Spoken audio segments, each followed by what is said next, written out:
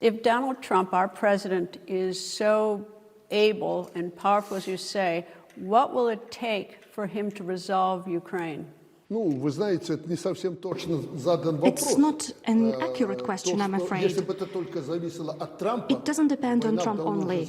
If it depended only on Trump, then the war probably would already be over. But we have two conflicting parties, the Russian Federation and Ukraine, and also us are being dragged into the conflict because we are living at the border with these two countries. We are not indifferent to what is going on and how the war will be finished. So this is a multilateral process. And Trump alone won't be able to resolve this issue. I talked with him before his meeting in Alaska with President Putin, and I told him that this process, this period, won't be short, and everyone must be ready for very hard and lengthy work.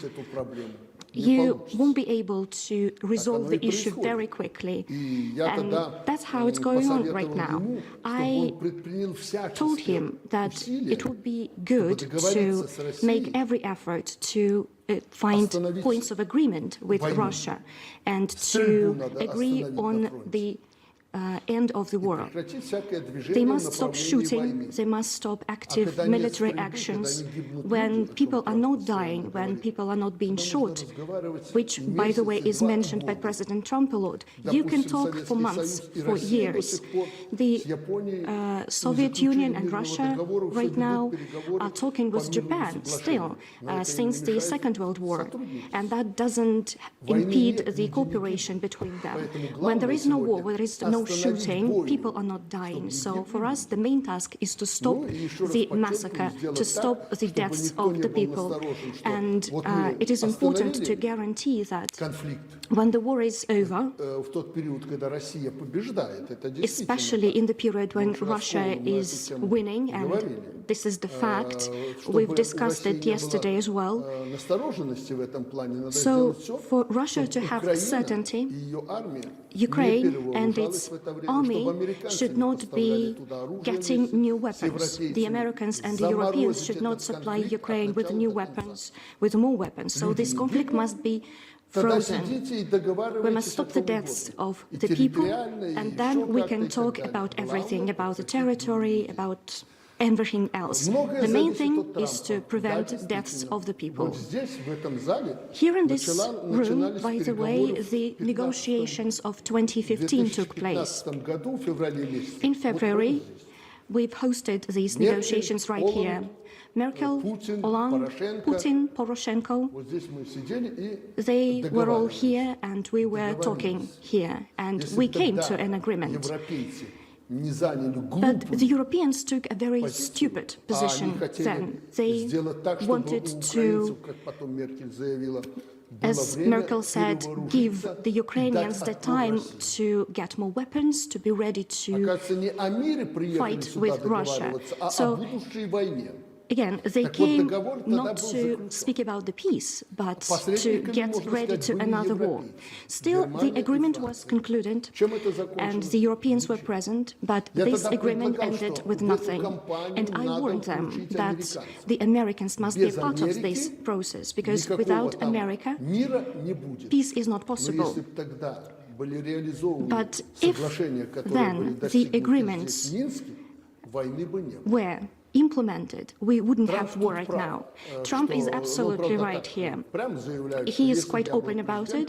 He says, if I were president then, there would be no war. And I agree. But we see what happened, and now very much depends on the position of the United States of America and President Trump. The main thing for President Trump to stick to this position. He has a character, he is quite impulsive. Sometimes it is important for him to stick to this position, not to give up. If he is going towards this goal, we'll see the results. President Trump has been disappointed with President Putin. He's been disappointed with President Zelensky. What will it take? What does President Putin want? Putin, I am absolutely confident that Putin wants peace. I won't list the reasons because you know them well. There are domestic reasons, there are external reasons, and I believe Zelensky also wants peace, especially right now. He wants peace. But their opinions on how this war must end are very different. But Trump is right when he says that we must consider the reality, the real things that are going on within this conflict, in this war. We must look closer to the results of the war in terms of today's reality. If Ukraine believes that it can win Russia over Russia and fight it, well, let them fight. But in my opinion, and I believe that President Trump also has this position, if this war continues, Ukraine might cease to exist. We won't have such a country on the map of the world. But the most dangerous thing is that this conflict will go on, and if the escalation is still there, the consequences might be very hard and very dangerous for Europe and for the entire world. It will escalate into a global conflict. That is why we must extinguish this conflict right now, when we have the opportunity, and now we do have this opportunity, when the Americans are seriously involved in the resolution of this issue. It coincides with the interests in foreign policy of America. Not a single other conflict in Taiwan or everybody else are not more important than this one. Because let me repeat one more time, the continuation of this war may lead to a global war, a global conflict, and we must prevent it. Because this war will use every kind of weapon that the countries have. One thing that I think most Americans don't know, and you can probably explain this to me, is this, is what is it that President Putin wanted in the beginning? What was he seeking to achieve? How did he feel slighted? Americans don't know this because you didn't tell to the Americans the real reasons for the war. I will provide you with an example that I usually give to people. Mexico's near you. This is the same situation with Russia and Ukraine. They're close together. A large country, a powerful country, United States of America, similar to Russia, have huge possibilities. And if Mexico had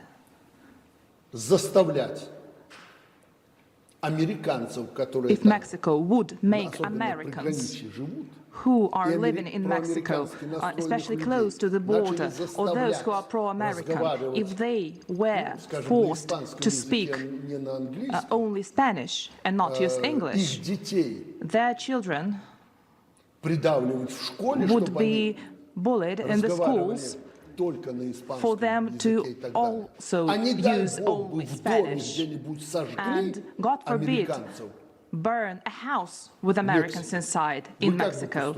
What would you do? You would do everything possible to fight Mexico. God forbid this from happening. This is just an example. This is the same situation with Russia and Ukraine. Why would you strangle people living in the east of Ukraine and make them, force them to stop speaking Russian? People should be able to choose the language they speak. And if you want the Ukrainian to be present there, well, you have to plan for continuous work, step by step, start from the kindergarten, in the school, and public service, government service. But they decided to shut up the Russian-speaking people. And it's the whole East. And moreover, in Odessa, and this is a fact, they have burned people whom they considered to be their enemies, the ones that were speaking the Russian language. And this is the policy which became the main aim for Ukrainians. And me being politician for so long, if you are living close with this sleeping bear, don't wake him up. Find good ways to communicate and to coexist. And I know, I've seen, and I've participated in these negotiations.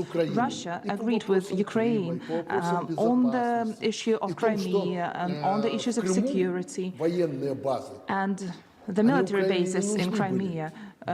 Ukraine didn't need them. They agreed that it would be Russian. And the energy resources were twice as cheap for them as compared to those in the world. Yeltsin and Putin, they had, well, the relationships were great. And no, they chose to create Maidan. They fighted against the acting president. He had to run. And so on. A lot of reasons can be mentioned, and they won't be in favor of Ukraine. But this is not the fact. If I understand you correctly, earlier you said that if Trump had been president, the war would not have started. Is that what you said to me? I am convinced in this fact. If he stick to the policy he is doing now. But on the other hand, if President Zelensky were sitting here, he'd say the war started in 2014 with Crimea. It started then. Well, Greta, this is a good question. No war in Crimea ever happened. Today, Zelensky and the government of Ukraine say that Crimea is Ukrainian. Well, Crimea is a pearl, independent to whom whose it is. It is a wonderful place. So they say that it's war there. Well, the war is when people fight against each other directly, but there have no shootings from Ukrainians in Crimea. And why would Russians shoot there? Because they freed Crimea. Nobody fought for Crimea. Nobody fought or shoot anyone. I saw it with my own eyes. But they annexed it. They annexed Crimea. This is an issue.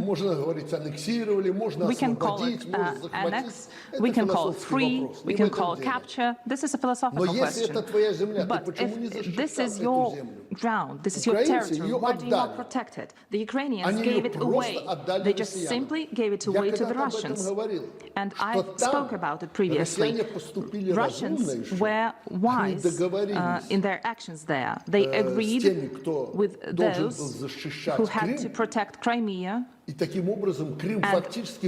in this way it was handed to them, as you call them, to the green people. How would you end this war? Well, any war always concludes in the peace, and this war will also be concluded with peace. The earlier we do that, less people will be killed.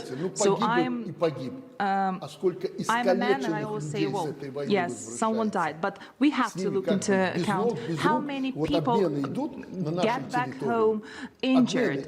But how would you actually get Putin and Zelensky to be at peace?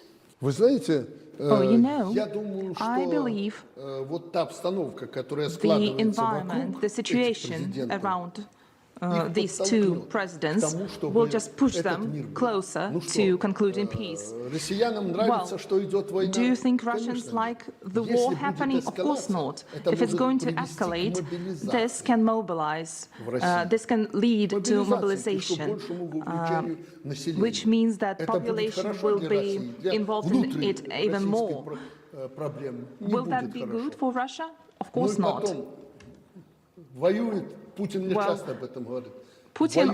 keeps telling me that people fighting against each other are actually the same people. So Zelensky should understand, and I believe he understands, that this will end in Ukraine ceasing to existence. And these factors, as well as the pressure from Trump and external pressure, and if they don't come to agreement now, the external pressure will be even higher and harder. And the presidents understand that they have to stop. They need to make an agreement, but there have to be guarantees. Russia wants guarantees forever.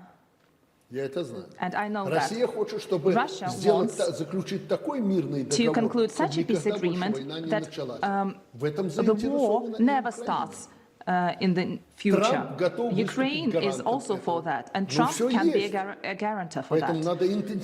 And we need to intensify our efforts, and we need to speed up. And Trump pushing them, pushing Zelensky,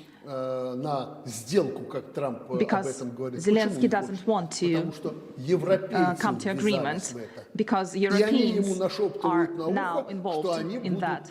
And they are telling to Zelensky that they're going to help him to fight, but they won't do that. They don't have the resources which we can compare to the resources of USA. And if Americans stop working in that sphere, the escalation... So what happens if President Trump gets discouraged and just walks away from this? The war will go on. The war will go on until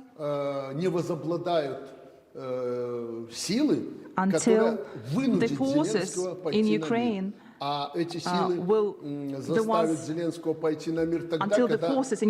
will make the president come to peace, come to agreement when they will be losing. And this is what we see now beginning.